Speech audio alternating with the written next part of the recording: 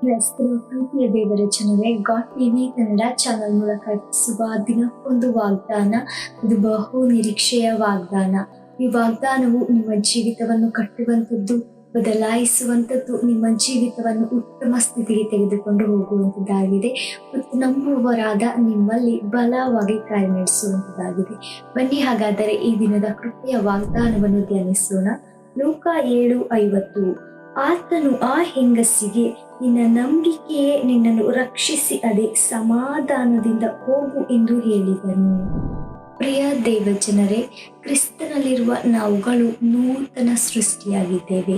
ಪ್ರಿಯರೇ, ನಿಮಗೆ ಯಾವುದೇ ಬಲಹೀನತೆ ಬಂದಾಗ ಅಥವಾ ಯಾವುದೇ ಕಠಿಣ ಪರಿಸ್ಥಿತಿ ನಿಮಗೆ ಎದುರಾದಾಗ ನೀವು ಅದನ್ನೇ ಪದೇ ಪದೇ ಮಾತನಾಡದೆ, ನಮ್ಮ ಯೇಸು ಕ್ರಿಸ್ತರು ನಮಗೋಸ್ಕರ ಮಾಡಿ ಮುಗಿಸಿದ ಕಾರ್ಯವನ್ನು ನಂಬಿ ನಂಬಿಕೆಯಿಂದ ಒಳ್ಳೆಯದನ್ನು ಮಾತನಾಡಿ, ನಮ್ಮ ಕರ್ತನು ಒಳ್ಳೆಯವರಾಗಿದ್ದಾರೆ. God bless you. ಆಮೇನ್.